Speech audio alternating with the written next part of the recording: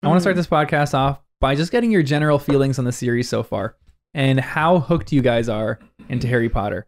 I know, just for origin stories, if you are just listening to the podcast at this moment because you didn't want to listen to the first 3 books of our recording, go back and listen to those. But if you're just picking it up here, Jen was very skeptical of the series. She didn't think she was going to like it. Danny was kind of the same. Would you say you were? I would say, yeah, I was definitely skeptical because I thought it was a kid's book and I just kind of dismissed it. And I was like, it won't hook me. Just like, it won't be interesting enough. Jen, give me a rebuttal. Yeah, I want to just say that I always thought it was a very intriguing story. It was just intimidating. Yeah. And then you kept talking about it and book club. And I was like, oh my gosh, this year, I think this is the year I'll read it. And then I wanted to say it, but I didn't want to tell you because I knew the pressure would be on. Yes. And look where we are. Yeah. Well, you accidentally texted me saying, hey, by the way, I'm reading Harry Potter with 2 other people from book club. I'm like, Danny and Kristen, let's go. Please let me into that group chat. This is when my life begins at this moment. Oh my God. And then Jen texts us. She's like, John wants into the group chat. What do we think? Should we let him started without you? You guys are like, I don't know. I don't want it to take that vibe. We have a great dynamic. And then a week later, I'm like, hey guys, can we start a podcast on this? I remember that moment where I wasn't by my please? phone and I come back to it and you guys were like, well, Kristen, it's up to you. And you were like, what? I was like, I don't want that. I don't want to make that decision. The best is he wanted to join our group chat to be a fly on the wall and just listen to our commentary. Yeah. I am still Little a fly on the wall, but it's just like a... With a big mouth. Big mouth fly. That is so like funny. The puppeteer. So great. But our master. How, on a scale of like 1 to 10, tell me your journey through the last 3 books. How hooked were you going through each of the last 3 books, and where are you presently with your Harry Potter reading experience? Maybe you also didn't give credit to Kristen, who got us on a reading schedule and actually starting it and sticking to it. I'm like the dreamer. I'm like, you should read Harry Potter, and if you don't, I think you're just stupid. You don't need a reading plan. But Kristen is the practical, smart one. 2 years of book club. Yeah, because I'm always saying people need to read the series. And people always want to ruin the end because they don't know how it ends. Yeah, I know. I have a bad tendency to do that, but now it's under lock and key. Like, I am not saying anything. Anytime someone mentions something about Harry Potter in our book club or anywhere else, I always redirect the conversation to something else. I can't have any spoilers for you guys. It's like I'm protecting you guys at all costs. Yeah, we appreciate it. Yeah. I do, but I'll go da la la la la la. To answer your question, John, the start was pretty great. So I went from thinking my interest would be low, but I'll get through it. It's a kid's book. I'll read it quick, whatever. But by the time I was in chapter 3, 4, 5 of book 1, I was already like, oh, whoa, no, I'm going to enjoy this whole series. This is going to be good. I would say it ramped up through all of book 1. Loved it. Book 2 was a slight downturn. Not downturn, that sounds harsh. I'm not hating on it, but it just felt like very similar to book 1. Like nothing progressed almost. Yeah, nothing major. It was almost like JK knew this is going to be a real thing. The publishers are like, great, keep writing. We love this now. Put a little more time into this one. You can develop your story. She might have had plans to do this in 3, 4, 5 books. I don't know what she wanted to do. But then after book 1, I think she was like, good, I can do this in 7 books. I can do this in 10 or whatever she had planned. She knew it could be bigger. So I think it just felt like something changed. But then 3rd book, constant ramping up, better and better. But this, I think, was the best intro by far. And it just like really grips you. So I was like, I got to read this whole book right now because we're actually getting the meaty answers to things that were like posed literally in chapter 1 and 2 of the first book. So hearing some of that gets me going. And it is so good too because she had this so planned out perfectly, because it's not like you go back and read these books and you're like, she was second guessing this and she changed things on here.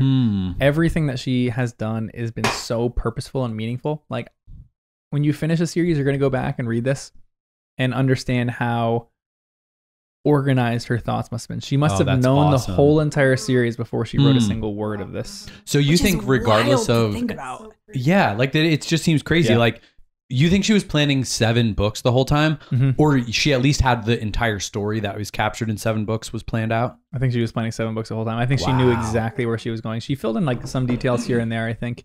But there are just things that she was even writing the first book. When you go back and finish the series, just go back and read even just the first book, and you will see how much she packed into the first book. Yeah. That is foreshadows of what happens in the 7th book. It is a remarkable achievement that she pulled this off. Awesome.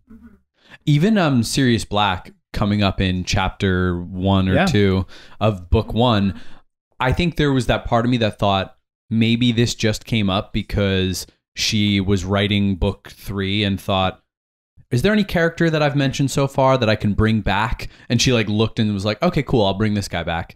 But then if she had that all planned out, makes it even better. In book 3, you learn about the whole bike, that whole thing. Yeah. It wasn't just a random character she pulled out. She specifically mentioned it for specific reasons. It's so good. I find it so interesting how they think, because it's like, how do you write a book? Like you just start with like the chunks that are important, and then you go back and keep filling in the detail. Yeah. Obviously, I'm not to a write writer. a series like this, Like, I'm whoa.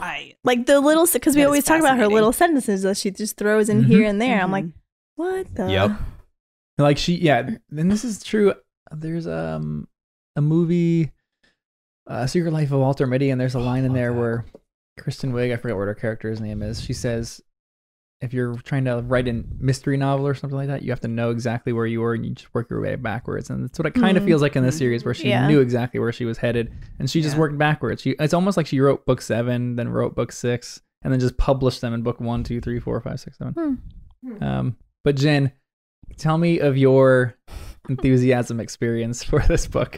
For this book or the series? For the series so far. Oh, the first 3. So I was skeptical at first because I was like, I know the first book storyline, and I saw the movie, so I was like, I'm not really sure I want to start with the first book. Can I just skip it? Because like I know what that is, what entails. And then I started it, and I was hooked I think I texted you guys. I'm like, this is so great. And I was like staying up, right but I'm not a away. reader at all. So you guys can do it if you're not readers too. And it was great. And then I liked book 2. I thought it was a great story, but I also knew the storyline. So I thought, oh, okay, like it wasn't my total favorite. I liked the movie a lot. That one was one of my favorite movies. The 3rd book was the last book we just read this series with Sirius Black. I'm like, what? I'm already forgetting. That was great. I loved answers because I love like details and answers like right away. Give me that and I'm good. But this book, the way it started was by far, like Danny was saying, like my favorite intro, because that's how I love intros. And usually it was like a summary of the year before and kind of like laying down the foundation, like you were saying in our previous podcast. This was just like jumping right in. I'm like, oh, I love it. It's like a murder mystery in a way. Like, who are these characters? I think I know who it is. Yeah. Oh, it was so good. I love how it was kind of unexpected because she kind of set the grounds for book 1. Yeah. Book 2, oh, okay, it was kind of the same thing. Book 3, oh, it was kind of the same thing. And then this one, it was like, nope, rip the rug out. Yeah. But then she threw it in like chapter 2. Well, yeah, I mean, for chapter 1. It was just so interesting. Yeah. Yeah. Because it's also fun. We very, very rarely in these books will go outside of Harry Potter's head. Everything is from his perspective. And this is one where it feels like it's happening in his head because it's like a dream, or like miles and miles away, a boy woke up. That's the end of chapter 1. So it feels like it's still part of Harry, but this is a moment where you're kind of stepping away from Harry for a little bit and experiencing it, and you're getting answers. Or not, you're not getting answers, but like more questions are being raised that feel like meaningful questions. Yes. And you're like, literally from the first few paragraphs, you are like, I need to get to the end of this book. I need to get to the end of this book to read this. This is where the series gets so good. And then you stopped us at chapter 5. And there is also collective love for this book. Sometimes it's not everyone's favorite, but I think this might be some fans' favorite book for just how much of a masterpiece it is. The other 3 books after this, I think, are exquisite, almost perfect storytelling. But a lot of people love this one because it's just long, and the things that she does in it are just masterpiece storytelling things. So we'll get there. But welcome to the podcast. I'm John. Jenn. Danny. And Kristen. And this is Harry Potter and the First Time Readers.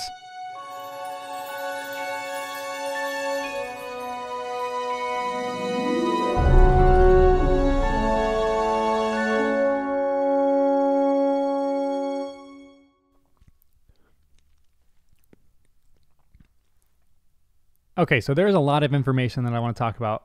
Just humor me really, really quickly. I will go through this as quick as possible. Number 1, rate and review us. It's the best way to spread podcast love. That would help us out a ton if you rated us and reviewed us on Apple, on Spotify, wherever you listen to podcasts. Number 2, join our subreddit, r/first-time-readers, r/first-time-readers. Number 3, and this is like 3 ongoing, 4, 5, 6, 7. We are starting to do a bit more marketing for this podcast. We really didn't do any marketing.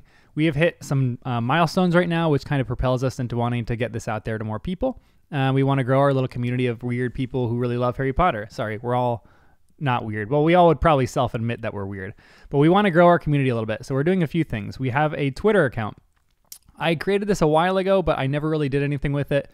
The account is First Time Readers, but here's the catch. It's not first time, it's first I'm readers, because Twitter only lets you have 15 characters and first time readers is 16 characters, and first time reader was already taken. So whoever the first time reader is, I'm a little angry that you took our Twitter username that I wanted. So it's first FIRSTIME readers, READERS. I think I got the spelling right. So check us out on Twitter, give us a follow. We're also going to do some other stuff too. We have a website that is forthcoming. And I'm going to do this. It is password protected right now. The password is obviously related to Harry Potter because we're all Harry Potter nerds now. And if you can guess it and get it on our site, that would be hilarious. I am going to start a Reddit thread on our subreddit about trying to guess what the password is. And it's not going to be that crazy difficult, to be honest, but I think it's kind of difficult. I don't think anybody's going to get it that quickly. So jump on our website. The website is firsttimereaders.com. We have a Gmail account, firsttimereaders@gmail.com. So we're also thinking about doing another thing that if you listen to this podcast and you're like a dedicated listener, email us, because I want to send you bookmarks. I want to send you stickers. I want to send you some stuff like that we are going to get printed in the next few weeks. And your job is to go put those in the first copies of Harry Potter and the Sorcerer's Stone. Put those in different books of Harry Potter stuff that you see, that if you go to a bookstore, if you go to like a used bookstore, wherever you go, put them in your friend's book. So when they pick up Harry Potter one day down the road, they see this bookmark and they're like, oh, what's this little podcast about? And then we can kind of just build our community of fun people who really love Harry Potter. So we're going to become Harry Potter vandals pretty soon. Stick the stickers anywhere that you can. Put them on the back of your cars. Put them on street signs. Probably can't do that. I probably shouldn't be recommending that on this podcast. But do all that kind of stuff. Send me an email if you want any of that kind of stuff, or just reach out to me on our subreddit, r/firsttimereaders, firsttimereaders@gmail.com, our Twitter username @firstimreaders, our website, firsttimereaders.com. If you can break the password, you're a really dedicated Harry Potter fan. This is a lot of information right now. We are so grateful for you for listening to this podcast. It means the world to us. I am having the time of my life, and we're all trying to figure out ways that we can do this more and more. We want to create more content for you, so we even might start live streaming our actual recording sessions and posting them on a Patreon. If anybody wants to listen and join us live, they can kind of contribute even more to the podcast. Because one thing that I love about the Harry Potter community is that we are so united in loving this thing, and we want to talk about theories. So I think it would be fun to have more fan involvement. This podcast kind of from the get-go has been one that really wants to get fans involved into the actual recording and the creating of this podcast. So we might start live streaming them, and I might just have the live stream in front of me on my computer so I can kind of listen to any or read any comments that might pop up during the live stream. We might just talk about them at that moment, which would be pretty fun. Our recording times are really sporadic and random, so it wouldn't be crazy easy for everyone, especially people who are abroad. But I think it would be really fun if we did that. That was a lot of information. Again, rate and review us. That would be great. Join our subreddit, and then join all the other stuff that we have going on. Try to break our password on firsttimereaders.com. That'd be really fun. Anyway, we're only doing one chapter today because we did like a 2.5 to 3 hour long recording session of chapters 1 to 5, and chapter 1 comprised about an hour and 15 to an hour and a half of that. So this is only the first chapter of Harry Potter and the Goblet of Fire, which is an incredible book. I can't wait till we get to the end. Most people were saying on our subreddit how this is like, we're only going to be able to do one chapter at the end per podcast because these are such dense chapters when it gets to the end. I am so stinking excited. Thank you so much for joining us and enjoy this podcast. He's so mean to us. He tortures us. Right. I'm not mean to you guys. Yes. I'm Stop telling you. Here. I am making you do You're this because milking it. Just J.K. like Rowling, milking. Oh my gosh.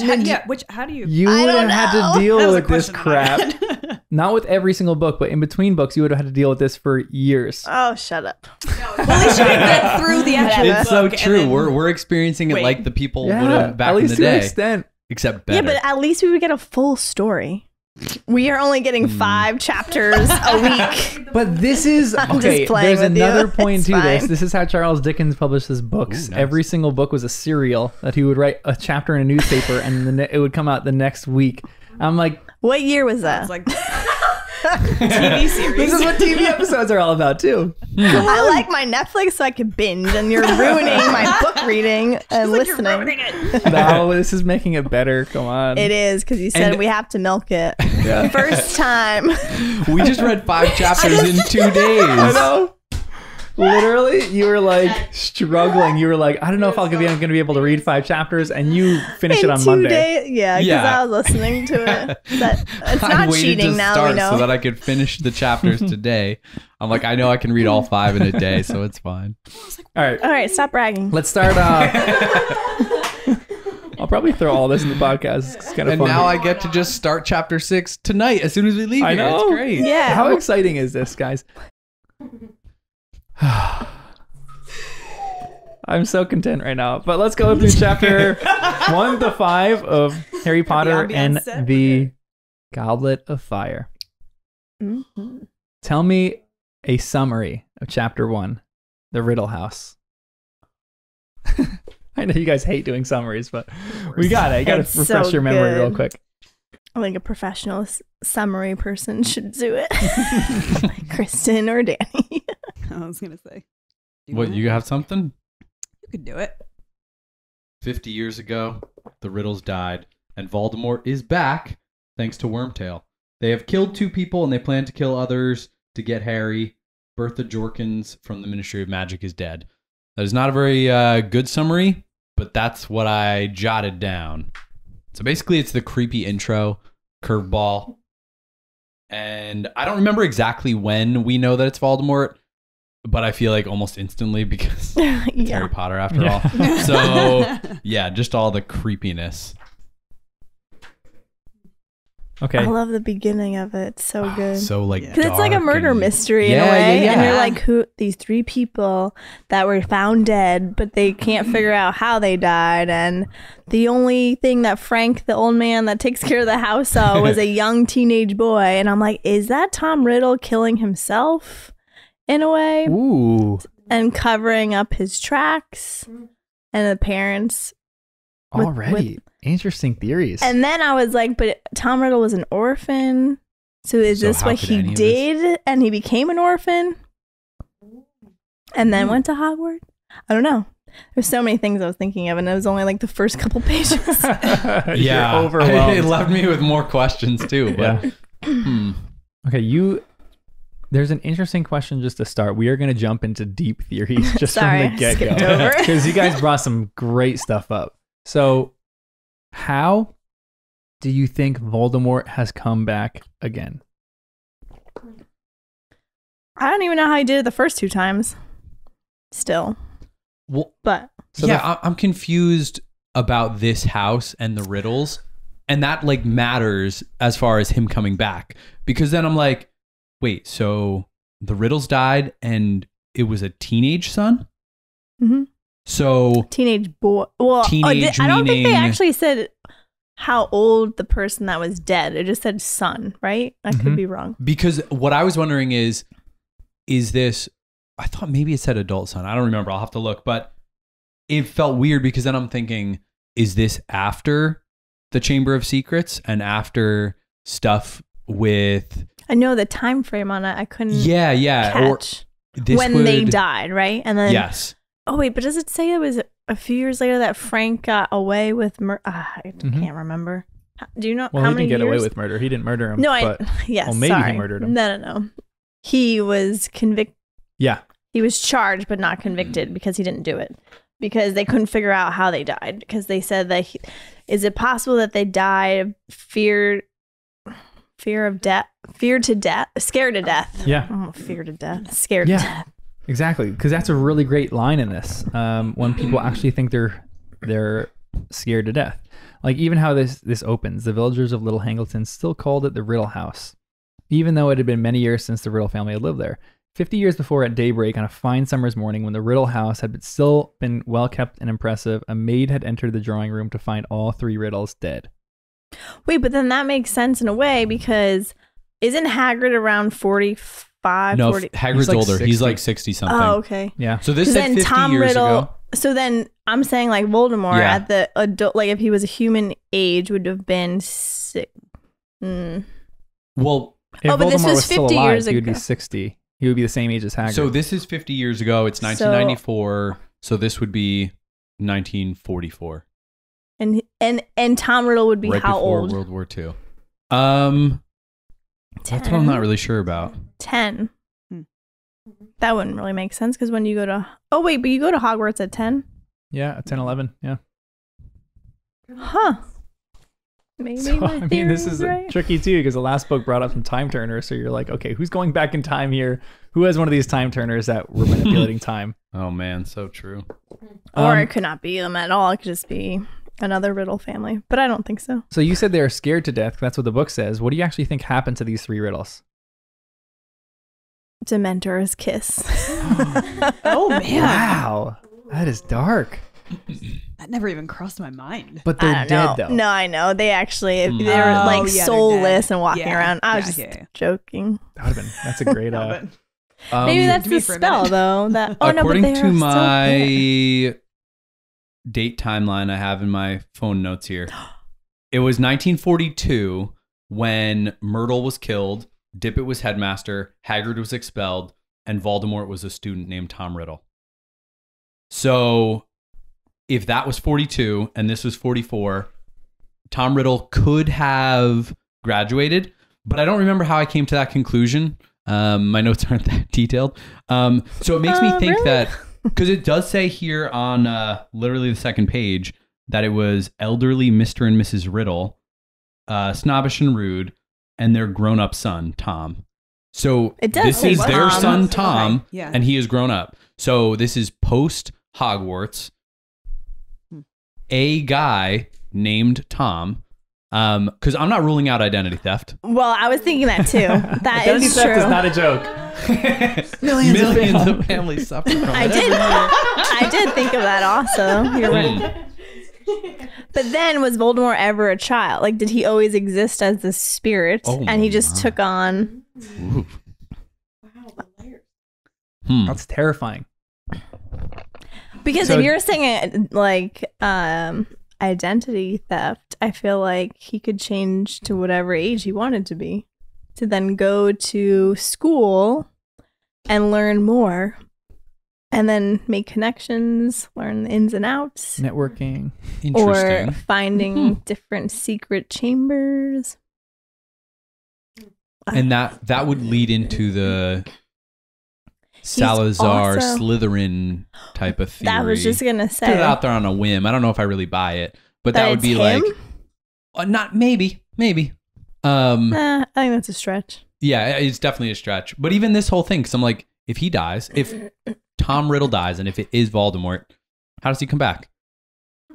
And if that's not Voldemort, why would Voldemort come back in this house?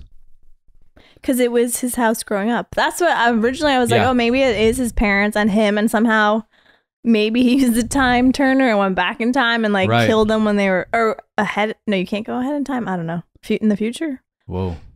I have but for some reason I'm like, maybe it's his parents and him, and he has to make it look as though they died, so that way he could become a Lord Voldemort, and then maybe it'll look. I think the thing that's weird to me, I feel like there's a possession element to this, like he can possess someone almost. So we know he was on Quirrell, on the back of his head. Disgusting. And now in chapter 1, we hear him talk about like he wants Harry Potter, and Wormtail says something like, wouldn't another wizard be fine? We could use someone else. So I'm thinking like, is he trying to either suck the power from someone or like take over their body? And so could he have jumped from himself, Tom, to someone else, leaving his own Tom body on the ground? Well, yeah. So everyone thinks he's dead and he just like goes on doing things as someone. But then who would that person be? But that's the thing, is like what John was asking, like it would have to be some kind of spell or dark magic that makes your body stay preserved and dead, because most of the time when they use the magic to kill them, they turn into dust. I mean, Frank turned into dust. He didn't even, when he like Voldemort killed him, he said he wasn't like, I thought I read that. Maybe I missed. I don't know. I made that up. Are you making that up in your head? I think you're making that up. I'm gonna go look just to be sure, but he is, when he's walking, there's like layers of dust on the floor. The snake is slithering through like dust. No, I know that. But I don't think he's turned into dust. He didn't turn into true. Well, we'll find it. The 3 riddles aren't turned into dust. You don't know what happens to them. Crump. Probably he was dead before. Frank. I'm talking about Frank. Yeah.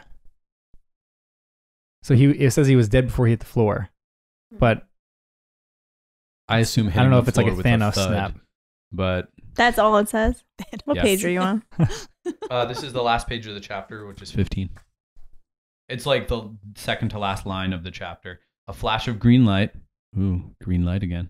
A rushing sound, and Frank Bryce crumpled. He was dead before he hit the floor. And 200 miles away, the boy called Harry Potter woke with a start. Oh, maybe I heard Frank something crumbled. Oh, yeah. That's that makes how sense. I heard it. That's a good slip. Wait, I still don't see this. Okay. I also thought it was interesting that the village pub was called the Hanged Man, because it makes me think there is more to this town than meets the eye. Whether that was long ago or a witch being hanged and then jumping into the nearest little boy, Tom, that would give credence to your theory that Voldemort was around before Tom Riddle. But either way, the Hanged Man, I'm like, oh, this is a creepy town. At the very least, it's great branding too, because it's Little Hangleton, the Hanged Man. Like, you're just following great, yeah, you're right. Great branding right there. Great marketing. So creepy all around at this town. Yeah. But then I find it weird too. Who's the owner of this house? They never say. They just say he's a really wealthy man. Yeah. And he's using it for tax purposes. Great point. And then a part of me was like, could it be Lord Voldemort? Like, I don't know what the connection is, but why would he come back to this house? And he either grew up in it, or he's owns it now, or he's the rich old man. So do you think at all Voldemort is one of the 3 people that ends up dead in this? Wait, what? I know that might sound like a weird question, but is Voldemort any one of the 3 people who is dead? I feel like Tom Riddle. Is like he the father, physical the body, son? or Is the he the Holy mother? Spirit?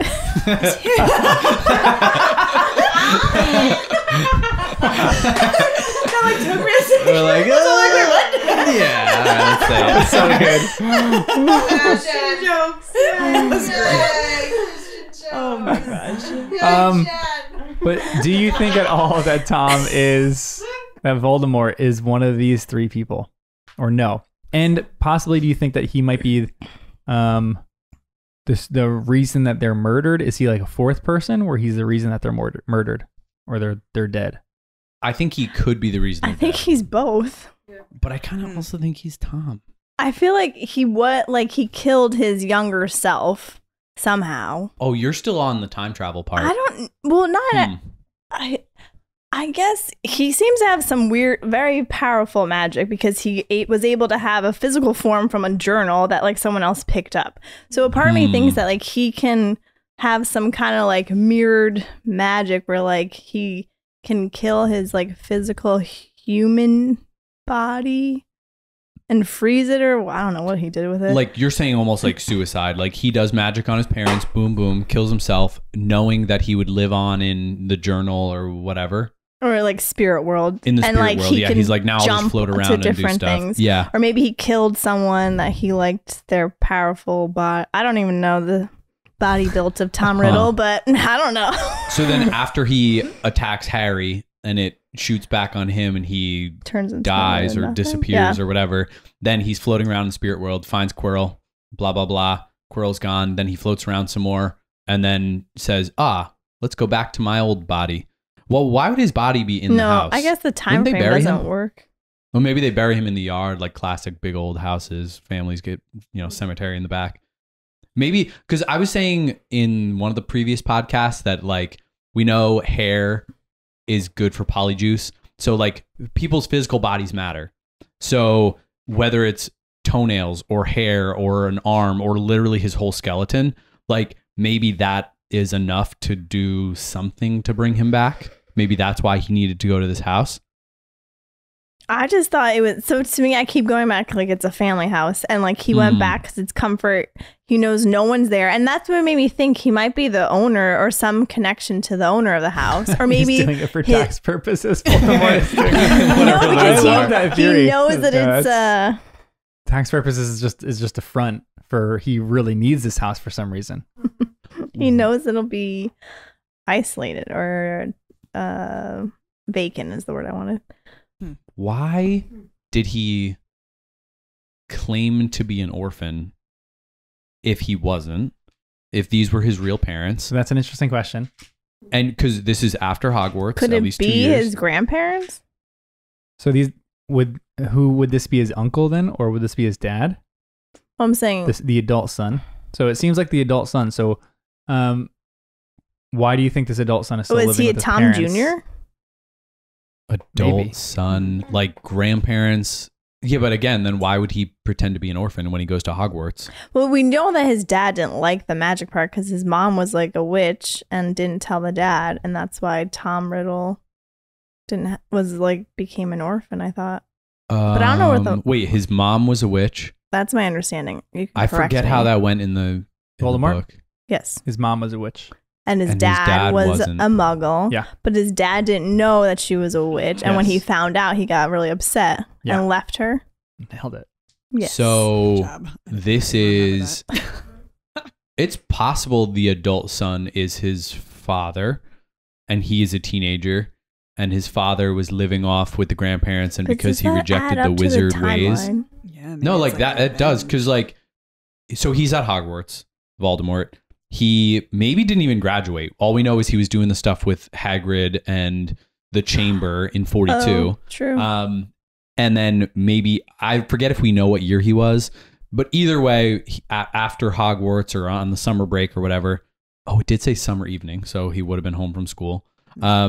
He comes back, hangs out, or maybe he purposefully approaches his But then maybe that's why family. Frank didn't know that this teenager existed. That if you're saying that Tom is Tom Riddle Jr.'s dad and his parents, and then he killed, that would make sense. But why would he kill them? Just because he's mad that they rejected wizard ways? Because he's evil. I don't know. He's a Slytherin. Yes.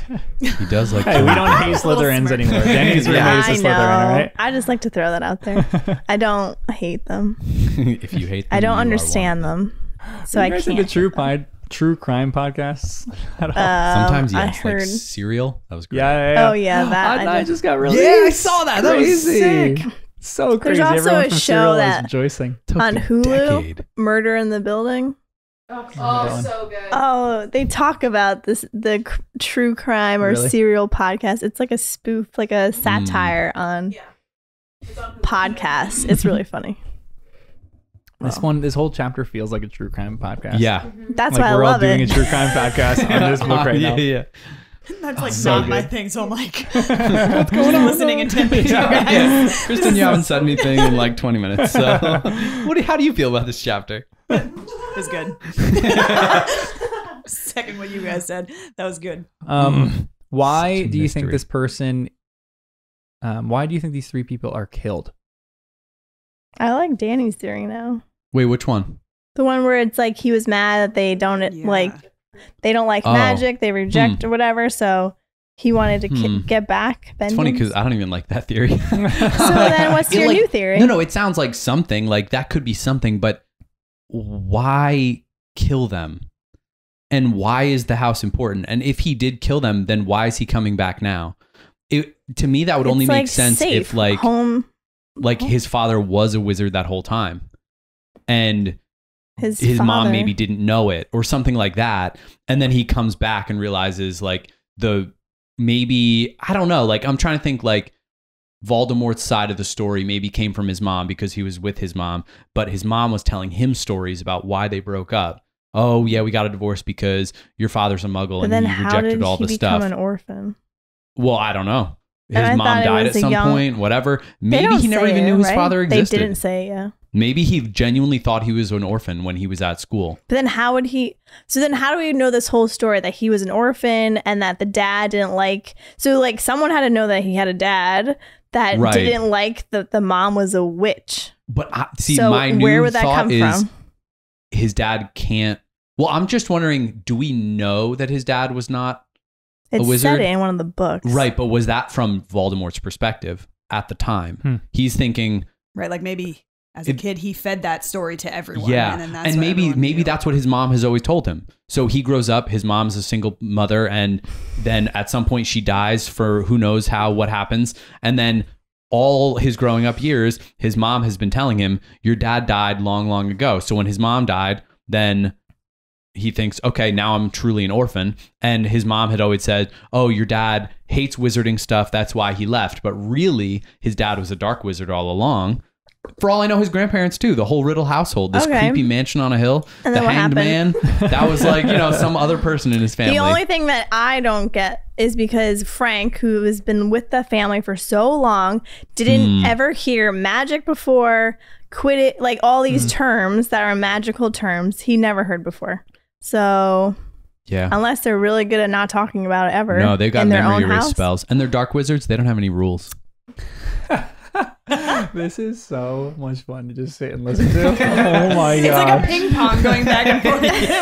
Just because it could be anything. Like we learned a lot and we still know nothing. Yes. That's why it's so crazy. And there's so many fun details in this chapter. Like even your idea with Frank never knowing magic, that's such a good find. Because when Voldemort is talking with Wormtail in the house and he says Quidditch, he says magic, he says wizard, Frank doesn't know what the heck they're talking about. He's shocked. And even the Dursleys know all of these terms. Yeah, exactly. Just being around it. Like, yeah. Some wizards don't really seem to care about like letting muggles hear this stuff. But maybe the Ministry of Magic has some protection in place if there was ever a violation. If Uncle Vern goes to the media with this. Here's another off-the-cuff kind of question too. Do you think if Harry found out that his dad was alive and his dad like had forsaken him and was living off with his grandparents, Harry's grandparents, do you think Harry would be angry and he would go and seek to kill his dad? Or do you think he would want to be reunited with his dad? But he's not evil. His dad, what did you just say? Well, like maybe. His dad was like, didn't want anything to do with Harry. So like after maybe... I don't think he'd want to kill him. Well, what if his dad killed his mom? And the story he's always heard was not true? And James is really Voldemort. What are you guys doing? And Harry's a riddle. I'm like, this ping pong in my head is like it's everywhere right now. I can't keep up. Would that be enough for Voldemort to want to kill his father if he found out after he graduated from Hogwarts or whatever year it might be in the summer? Voldemort thinks so differently than Harry Potter. Agreed. That's true. That's true. Yeah. Harry Potter cares. Voldemort doesn't. He wants power and pride and everything in between. Harry does have a part of that in him. He has part of Voldemort in him, or he has part maybe both. I think of that characteristic. Maybe a little bit. I mean, we were just talking about before Danny's roommate's theory about if Harry didn't have Ron, he might be in Slytherin because Ron was the one that kind of told him every bad witch and wizard is in Slytherin and he doesn't want to go there. So if he doesn't have that train ride experience with Ron and he's not friends with Ron, very well could be a Slytherin. Because of his ambition. He is slightly ambitious. He has more compassion. Yeah, but ambition is just a Slytherin trait. It's like the peak of Slytherin traits, yeah. And that's why Slytherins aren't bad. Like some of that ambition can be a good thing. but That's it what also I'm can saying. be a Like, real I bad think thing. all of them probably have all To the some houses. degree, Yeah.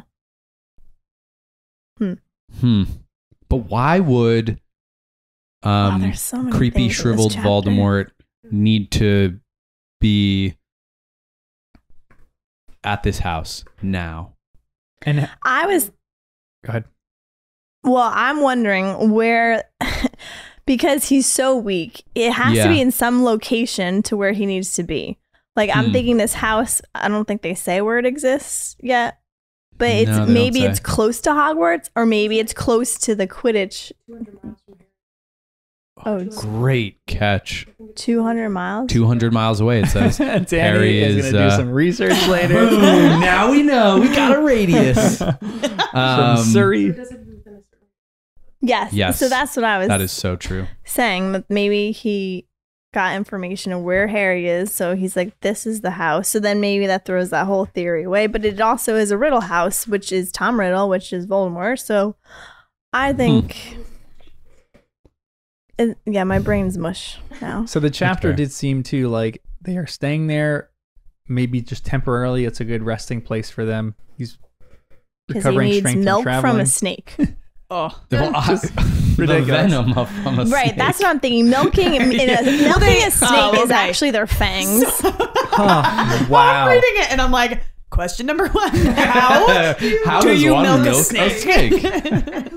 What's that? Meet the Snakes parent are sign? not You can mammals. milk Yes. anything You with cannot nipples. milk a snake. So I thought it was a person that turned into a snake, but then I thought it was just a snake because I re-listened to it, but I don't know if that's I right. think based on the little picture at the beginning of the chapter, it's a snake. No, it's definitely... No. So that's what I originally thought. Wait, so But you were then I thinking re-listened three people and it's not that. and then one of them turned into a snake? It was just a snake, right? Yes, because so when you're listening to this audiobook, it sounded as though there was 3 people originally. I don't know why it came across that way. Like in the room talking, Yes. Wormtail, Voldemort, and someone else. And then, weird. okay, let one me turns find that into a part. snake. That is what it Wow. sounded like. But then I re-listened to it because I was so confused, and it isn't that. Because it's saying the first voice was Wormtail, and then the second voice, and then it talks about...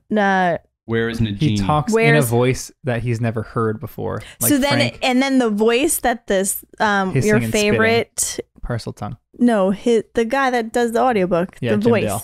Yes, he changes the tone of the 2 people, so it sounds like there's 3. Huh. So that is where I got confused because he changed Very the voice. interesting. So Voldemort has like a high pitched voice, and then he has like a low pitched voice, and he goes between it. So I thought there was 3 people. So the audiobook is throwing it off. Okay. Yeah. I thought the same thing. Hmm. I listened to audio. And then I had to re-listen. I was like, "Who's this third person?" Because I haven't seen him come up again. I thought it was a snake. Okay, that But- makes So sense. the first 3 people that are murdered in the beginning fake their own deaths, and the woman is now the snake.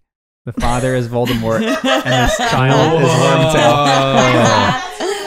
That's kind of what we were saying before, right? Wow. Yeah. So And milking then, a snake is for the venom. So he's drinking the venom, which is interesting.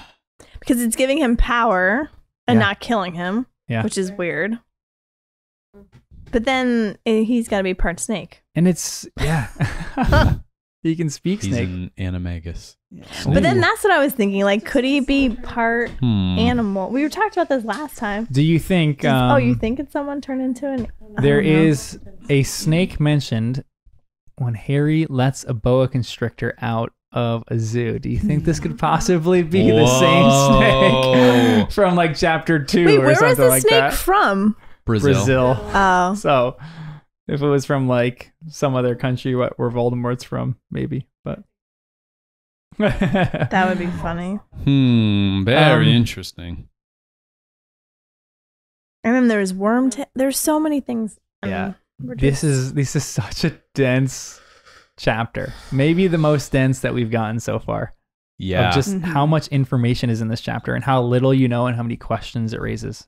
Even the Voldemort Wormtail dynamic is so weird because I know. it feels like, granted, Wait. there's that part of me that thinks Voldemort knew the whole time that Frank was there and he was putting on a bit of a show. for Frank. But it felt like he was manipulating Wormtail the whole time. When Wormtail would do something he didn't like, he would get all dramatic about something until Wormtail would be like, oh, I'm sorry. Okay, I guess I'll do this. But it just felt like so weird. I'm like, this feels... Why does Wormtail want to follow this guy? Listening to He doesn't care about him at all. So good. Because you hear a quivering voice the whole time on Wormtail. Oh, really? Oh, it was so good. Jim Dale is one of the greatest voice actors of all time. He is so the whole good at time I was this. like, oh my gosh, he literally, I'm like, why would you go back to Voldemort? And then I just want to clarify this timeline. So this is actually right after the last book where Wormtail, like, we do know that, right? We kind of get confirmation Like of this Danny's is, idea. he's the one that joined the Dark Lord. Yeah, but he's saying no, I don't think. Oh, you don't think so? No, because he says my loyal servant will come to join me after. Question. And Oh, Wormtail, yes, you're right. he said, you're not my loyal servant. So Trelawney's thing still did not come. So then I'm thinking, who is this person that's coming? Right, I wrote that. Is this the one from the prophecy, or was it Wormtail? Jen is literally asking the questions that I have written down here, and Are she you? hasn't even I seen said them. that This too. is so I said, good. who is going to great. be Voldemort's faithful servant? Who is his most loyal servant? I know. I don't know. I need each of you to come up with a guess of one character that we've maybe seen so far. I feel like it's someone we wouldn't expect. Okay. Is it someone we've seen so far, or do you think it's someone else? I feel like it could be because I feel like she's sneaky like that. Top guesses? A part of me thinks it's Lupin, which wouldn't make sense because I like him. But also, the problem is Trelawney's prediction said by midnight. And this is taking place in the summer more than a She's month and a not half always later. right, though. 2 months later. She is in this case. But Except how can Travardi he be, never got attacked but by how an can orange-haired Wormtail man. be his loyal servant when he knows that he sucks? Well, yeah, but still a servant. And he had no friends. Okay, so he had nowhere else to go, and this is what I also don't get is that he all of a sudden disappeared from he ran away, right? Scabbers ran away. Yes. Wormtail ran away, and he all of a sudden finds Lord Voldemort, who is dying, or apparently I'm the only one that found you and milked you back to. He didn't milk Voldemort. gross. Yuck. He's doing that now. Wait, so here's the thing. That's a great point. Does that mean this Riddle House has been part of the Voldemort plan for a while? Wormtail already think that's knew that this was a headquarters? thing. Yeah, like, oh, the Riddle House. No, but he wasn't there. He found Voldemort somewhere else and brought him there. And brought him there. Okay, yeah. And he's like, you barely kept me alive. Like, you suck as a servant. Yeah. Basically. So Wormtail knew enough about Voldemort to know where to look for him. Yes. And found him by midnight, maybe, or sort of, kind of. He's not the loyal Well, that's a servant. little I don't believe it. He's a rat, and he's resourceful, probably. Rats are resourceful things. And also, we don't know how it all But went with he also Quirrell. came across Bertha. What's her name? Bertha Jorkins. Jorkins. Bertha Jorkins. in I think Albania. Before, Scabbers was just hanging on but I in think Albania. it was. My understanding is that he left at that night, right? Yeah. He ran into Bertha at some event thing in Albania, I guess, and then thought she had great information or whatever, and brought it to Voldemort. And then a part of me, I know that they killed her, but I was like, did he take her body? Oh my gosh. I feel like he would if that was an option, just so he wouldn't be in his weak whatever body. But that's he scary still and is really creepy. weak, so I threw that one out. What But why kill him? is Voldemort? I at have this no moment? idea still. I feel like he just has to be like a very creepy, small, tiny, weak version of himself. Okay. But I don't know what that is. But he still Or looks... could he literally, well, I still don't know who Tom Riddle is, like the one who got murdered at the beginning of this chapter. Could he be literally like the dead The corpse or something? corpse of Tom Riddle, and he's just slowly being filled with life again by By a murdering other snake. wizards? And you're talking about these old houses have graveyards in the back. Maybe it could. You reanimated the bones or something like that. Threw some flesh on. Ugh. And who knows what's possible with dark magic? Do you think that would actually be possible to like reanimate dead bodies? I feel Yeah, like dark kind of. magic could do anything. Yeah, with like, I mean, even things like Dementors don't feel that far off from something like that. So I'm like, yeah, it kind of feels like it would be. But Hogwarts wouldn't teach that stuff. So Yeah. Okay, in today's lesson, we're going to here's a dead body, here's a cadaver. We're gonna raise this back to life. It's not really gonna be alive. It's just gonna kind of like dance around the classroom. Oh, so creepy. Terrifying. yeah, it's so Wait, creepy. they probably could do that. That's disgusting. And Yeah. bring Do you think that's possibly what Voldemort is, or no? Is maybe he that's something what else? he did after. Nah, that wouldn't make any sense. I'm like the older couple and the son. They're dead, and he brought them back to life and made them like evil magic people. That's great.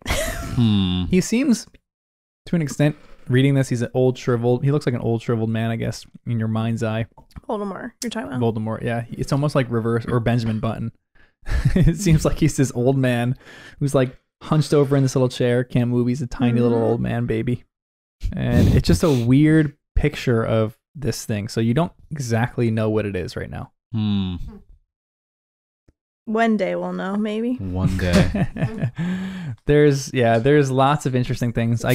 Someone shared something on our subreddit, and I don't want to talk about it now, but we're going to talk about it at the end of the book of exactly what is going on with just one little part of this story.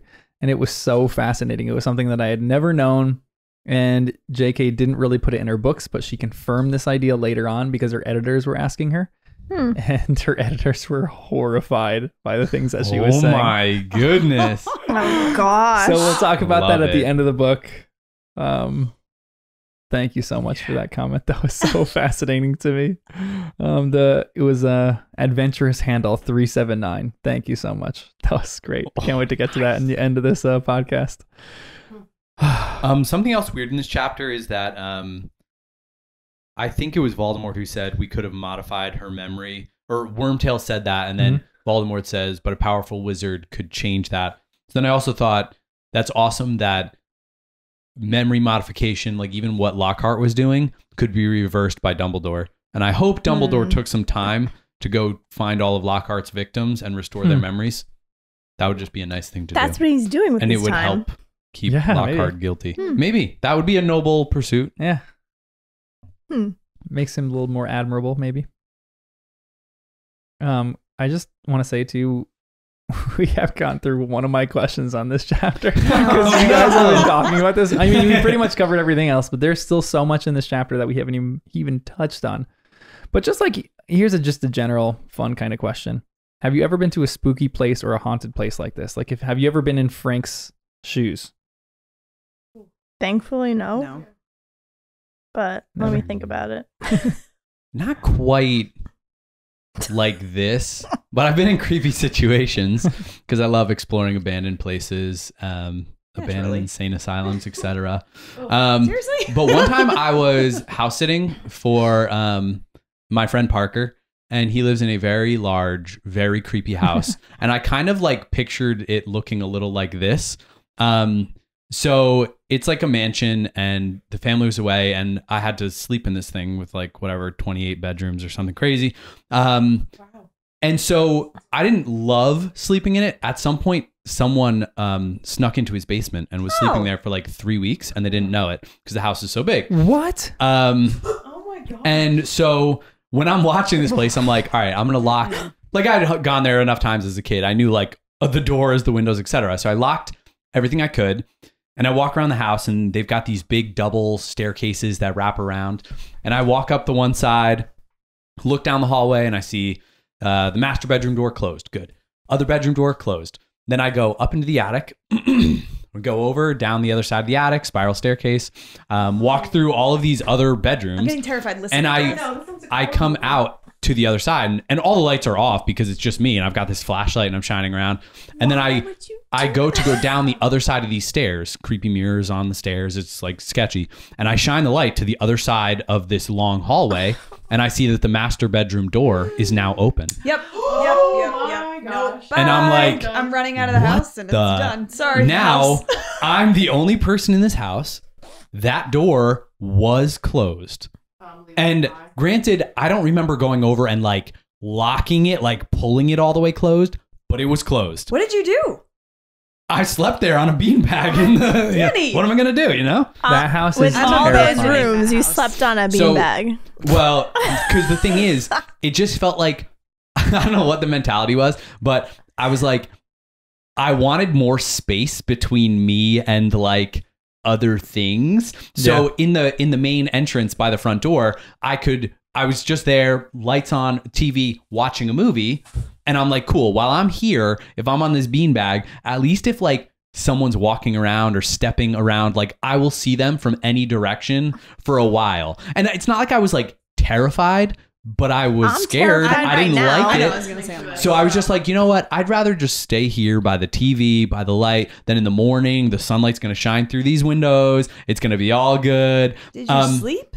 Because I wouldn't. I think I did sleep. I don't know how long it took for me to fall asleep. Oh my but the thing is, then I'm stuck with that thing. Like, what? Am I going to go walk up to that room and like look in it and see if something's in there? In the daylight, yes, I did. But that night, no way. Yeah, exactly. But then I'm like, I'm watching this house for a week now. I've got to like come back here every night. That was the beginning of the week? Yeah, that was like day 2. And so I was just like, sorry, I can't do it. You could just like, not that I know of. The scary part is, take anything? I may never know. You know what I mean? Like with a house like that, there are like a dozen ways in. Yeah. Creepy as anything. No doubt the scariest house that I've ever been in. I remember I was a senior there and we were like hanging out and we slept overnight and I was terrified to sleep overnight. There was like 10 other senior guys and we were all sleeping on the couches and I was still terrified of that house. Someone lives there regularly? Not anymore. Yeah, it was bought by a large company and they're waiting for it to fall down so that they can build a retirement home. Yeah. Which is because the town won't let them tear it down, so they're just waiting. And that is sad. The house but is it's getting more and more creepy by the day. But it is the creepiest, oldest house. And it's like I'll show upstairs, you guys like the main areas are like kind of a normal, massive mansion house, but there has to be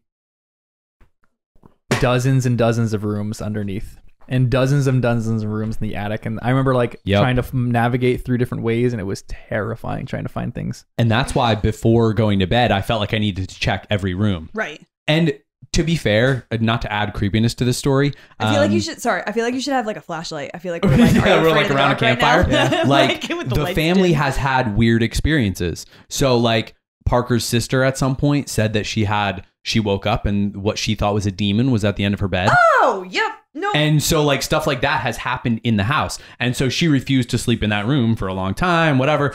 And the house is big and gorgeous. And at some point, previous presidents have stayed there, blah, blah, blah. Like it's a pretty legendary house, but it's like the creepiness. When a house has been around for 150 years plus and it's this old and gigantic, you just think like, bad stuff has happened here. People have definitely died here. So it's like so sketchy. That is like something out of a terrifying, like Dickens, but horror Dickens. Right. That's like terrifying. And so that was a house that I was very, very familiar with. And so when I'm reading a chapter like this and Frank's walking around this house and there's dust everywhere, it's like taking the memory of something that Frank knew from years before and now just extra creepy. And it's not a mystery. He knows that someone's in there and he's going in after it. So that I had like some of these memories in my mind and I was like, oh. Nothing to that extent that's happened to me, but one time in college, there was a little creepy torn down house down these train tracks. And me and my one friend, Joe, went down to go check it out. And there was like all sorts of lore about this. And we went and saw it and it was creepy, but we came back. We were hanging out in our dorm room in college. And like we had like 10 other guys come into our room one night and they're like, hey, we're going to go check out this house. Everyone's going. We're like, we just went. We don't really want to go. And one of my friends was like scaring all the others. So he's like, you can see like children's faces in it. I'm like, great. Oh gosh, this is terrible. So they all go and we're just hanging out in the room. And then we decide to prank them. So we run down these train tracks, probably like a half mile down these train tracks. And we see them all from a distance and they're walking back. So they had just finished the house. We're like, crap, we can't actually run to the house to really scare them. So they're walking back in the train tracks. My one friend, Joe, stops in these like little reeds in one section and I go ahead of him, another 20 yards in one section. And as soon as the friends got in between us, my friend Joe popped out and goes, everyone shut up, get on the ground, put out your wallets immediately. Faking like he's robbing them. Oh my goodness. They start backing up and then I pop out and I go, where do you think you're going? Get on the ground right now. All of my friends get on the ground. They're all going, oh my gosh, oh my gosh, oh my gosh. They all get on the ground. A few of them put out their wallets before me and Joe like could not hold it anymore. We started cracking up. We Did they beat you up? Because I would. I mean, everyone was laughing. I don't remember exactly what happened, but because you got beat up. I don't remember exactly. So could they not see you? They could just hear you? no, it was so dark. It was pitch black. Wow. It was on train tracks, so it was no ambient light anywhere. It was just dark. No like moonlight or anything like that. It was terrifying. There's no werewolves because there's no full moon. But I haven't been in a scary situation where I'm in like this old house, like the Riddle House right here, which is terrifying to me. Kristen, do you see how it's the guys that have the creepy stories and not the girls? Yes. I would not no. Because we're smarter than that. Yep. Yeah, you guys would last in the horror movies. Yes. Right. You would make good decisions. Like Hermione. Yeah, you guys are our Hermiones. What do you think Wormtail and Voldemort are really talking about here? There's this whole long conversation that they have, though. You mean about like Harry Potter and stuff? Yeah. What I found interesting, though, was that it sounded as though Bertha, was her name. Bertha Jorkins. Gave some kind of information that like changed Voldemort's plans to then include Harry Potter again to do something. That's interesting. Include again. What kind of information do you think she would give them? Well, she works for the Ministry of Magic, or she did. I just couldn't figure out what like department she worked for because it seemed like she kept jumping around because no one liked working with her because she was annoying. But I don't know. I couldn't think of, but it was something of importance, obviously. I wonder. No, sorry. What do you wonder? She's wondering a lot of things. Yep, this chapter really got me, and I can't shut up. That's great because this chapter is so freaking good. Do you think this is the best chapter so far in the entire series? So far, yeah. Yeah. Well, no, I like this when finding out about Sirius Black and like that whole chapter. This one has you just that one I liked it because I got answers. This one is all the questions. This is opening more doors. Yes, yeah. So I don't think Bertha gave information about Harry Potter specifically. No, that's not what I said. Oh, okay. What were you saying? Continue. Oh no, I was just thinking like the plan I think always was that Harry Potter was part of it. And Bertha gave invaluable information. There was something phrasing and But what is the plan though? So that's the part I don't understand. I think the plan ultimately comes down to Harry, and the part of the jumping around bodies makes me think he wants to take over Harry's body because something about Harry, like he is a very powerful wizard or will become one. And so he knows Voldemort's like, hey, if I can jump into Harry, then I can become more powerful than if I jump into anyone else. But he might get some of his powers back that are in Harry. That he like accidentally gave to Harry back in the day. Yeah. Like, maybe. like the green eyes thing. Like, I'm like, oh, Harry has green eyes because Voldemort's green light attack. So there's like a chunk of Voldemort in Harry. A chunk I of also, Voldemort in Harry. I also am like, Wormtail, like, Voldemort's like, I will allow you to perform an essential task for me. One that many of my followers would give their right hand to perform. Like, well, I don't trust Voldemort at all, and obviously nobody should. I'm like, he's gonna kill Wormtail. Like, and Wormtail calls him out, and he's like, "Are you gonna kill me?" Just like Bertha. I don't know, like maybe, but like, what task? What does he need Wormtail for? Why would Wormtail be able to do anything for him? I mean, no offense, Wormtail. He did some good stuff as they discussed, but good stuff from the evil perspective, I should say. But I just can't think of what help he could be to Voldemort. And why Voldemort's followers would be so eager to do this. Again, he is definitely trying to prove his worth because he is one of the least followers of Voldemort, I'm guessing. But he is resourceful. He did find Voldemort. So he's trying to prove his worth to an extent, but he's still terrified. I'm sure Jim Dale, even in his voice, was doing it terrified. because you get that picture here with Wormtail being absolutely horrified of this person. He's like terrified that he has to follow him, but he knows he has to follow him because this is his only surefire way to survive, I think. Because as soon as Voldemort came back in the picture, as soon as he realized that Sirius was going to kill him after him, the only powerful person that he can go to that would protect him was Voldemort. So I think he had to find Voldemort. No matter what happened, he had to find him somehow. He found him, and now Voldemort is protection from getting murdered by Sirius. I think I'd rather be an Azkaban than get murdered by Voldemort. But that's just me. But do you think that the only thing is Wormtail said that he can get someone else. So like whatever their mission is, it can be replaced by a different wizard. It's just he's choosing it to be Harry because I think he wants revenge, or maybe he needs the rest of his powers or something. Like something about Harry is better than other people.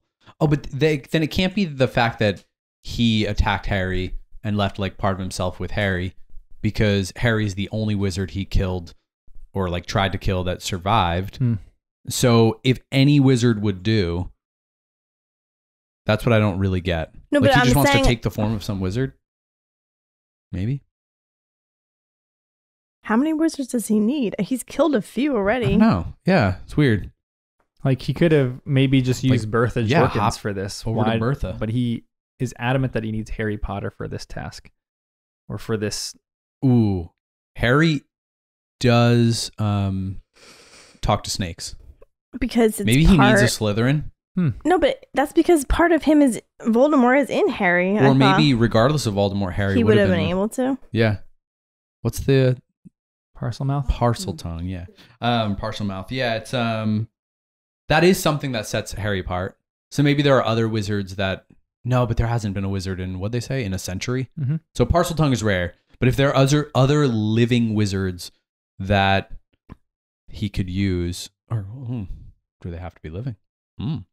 Because here is another theory too that I want to talk about with what Jen was saying before.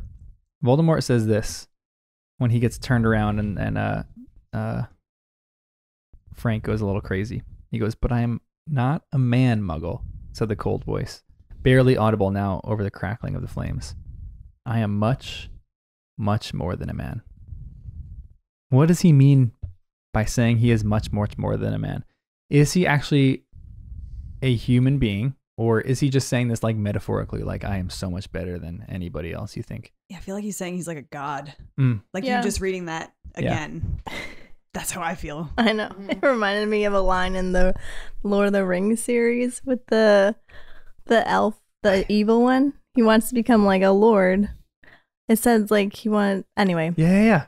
I remember that. It like kind of. I was thinking the actual Lord of the Rings when Eowyn says, "I am no man." She takes off her helmet and stabs him in the face. That's great too. But One I of the don't greatest things ever to. Oh, I love that moment so much in Lord of the Rings. movies. Thanks for spoiling it.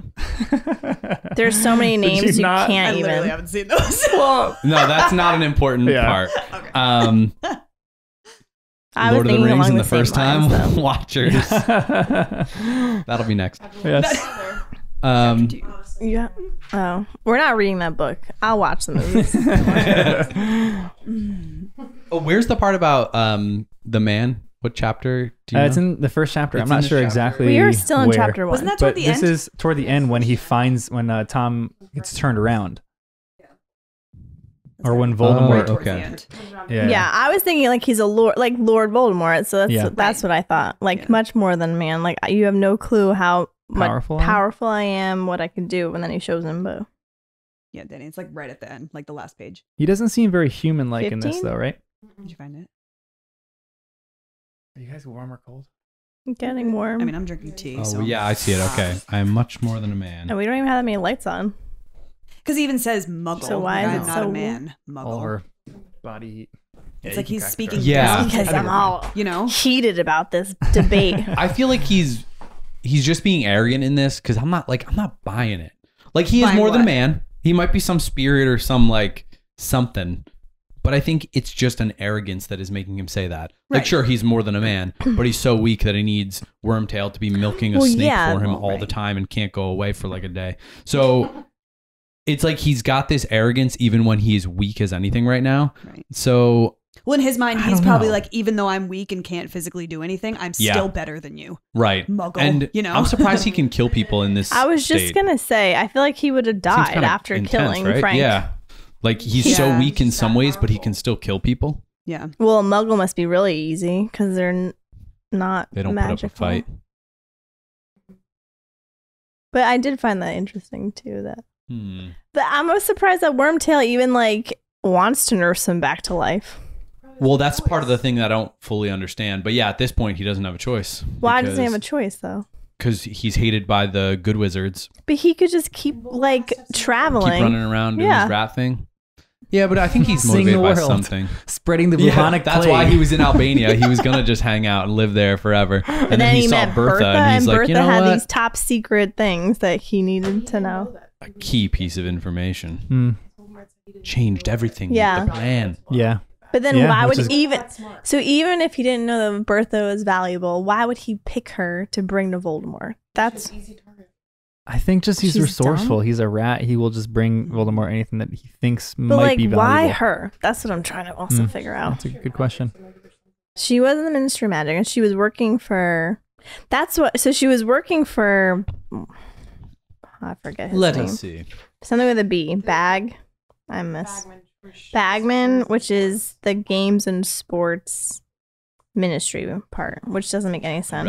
Right. Ludo But Bagman. then it says Right, that the what's his name was fond of her. Department of Magical Games and Sports. Ludo Uh-oh. Bagman. Yeah, Arthur That's Weasley not likes good. But then it said that Mr. Crouch has been taking a personal interest. She worked in our department. So Percy works for what department of Ministry of Magic? That boring one. Magical with the law enforcement? cauldrons. I forget the name of Huh. that Works one. for Crouch. I don't know.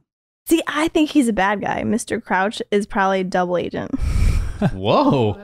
Already. Wait, Okay. we're not even in those I was chapters gonna say, yet. you just jumped to I'm chapter trying to, 5. I love like- that. Trying to move this forward. Wait, we'll No, get there. We'll I'm get not there. trying to move You- it forward. You have to give your I just like to summaries play before we talk about the detective. chapters. Yeah. Which is that's a great idea. Crouch might be a double agent. Do you think Ludo Bagman could be a double agent maybe? Like that's the thing you're thinking of too. Are any of these people his Someone- most loyal servant? I don't think so. I I want- think it's someone we've already met. I think it has to be an insider person that like you would never guess. Dumbledore. Well, Dumbledore's. Mr. Weasley. Oh Mr. no, Weasley. Arthur. I hate to say No, it, but I'm just saying, like, it could be someone we really do not expect. You Like, can say that. I'm denying it. I don't like it. like this is like Mm.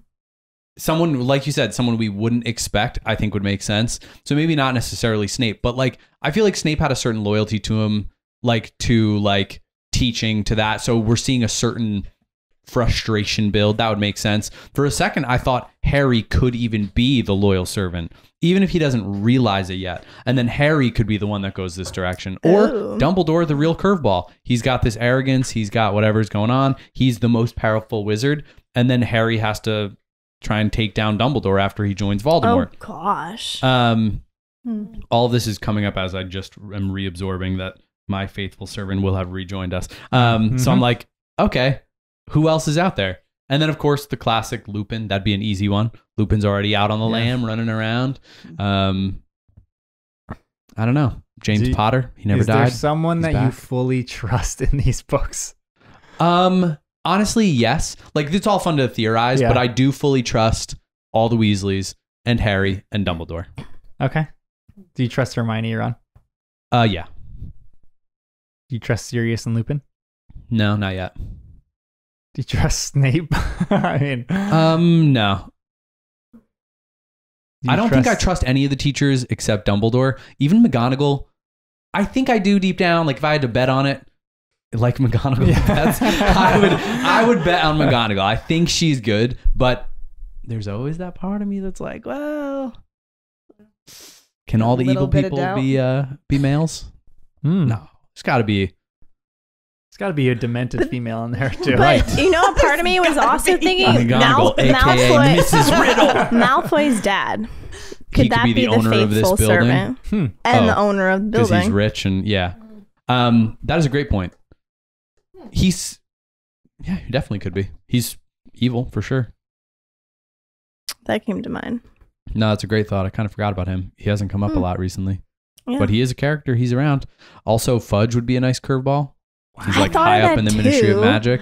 Because It seems hard to believe too that much of an Bertha idiot. would know anything that Fudge wouldn't. Todd's like, Yeah. I like this. Fudge is just too much of an wait, idiot. would Unless he's been Bertha faking it this whole know? time. Yeah. She's hopped around so many departments Oh, of the great Ministry point. of You're Magic because right. she's annoying. They So say she might know So a lot. she would after know a hopping lot. around. But she of seems like a things. gossip, someone who would just talk a lot. So she probably But if also she worked with in the law, magical law enforcement. magical law enforcement, maybe there's something with that where they need Right. to figure out something with like either a criminal in the wizarding world or they need to get by the law or they want to I'm not really sure. But That's that interesting. I feel like is important. These are going to be chapters. This specific chapter is going to be one that we probably touch on every single chapter of this book going forward because there's so much information. Keep going here. back So to we're this every chapter? single chapter after that we finish, we're going to be like, did it answer any of these questions that we got in the first chapter? Right. And An we're gonna have to hour and a rehash half all of these- chapter I know. one. That's so funny. We're gonna be Literally, we've coming been back doing to this discussion a lot. this chapter one for an hour and a half, which is fantastic. This is what I want. Well, let's hit chapter 2 right now because we're gonna keep coming back to all these questions and all these chapters. Hey, future John here. Just wanted to say we're gonna cut the podcast here just because if I didn't, this podcast would be a 2.5 hour one, which I'm not opposed to. I kind of like really long podcasts, but we were getting up there in time, and I feel like it's more fun to just split them. So, thank you so much for listening to our journey of Harry Potter and the first time readers.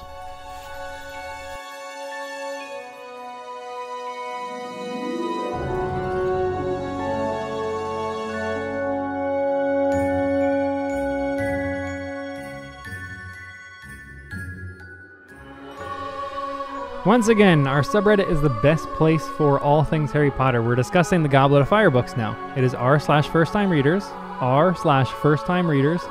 Go check us out. We are having just a good time discussing all things about Goblet of Fire, especially the first chapter, which is insane. So go check us out, rate and review us, and thank you for listening.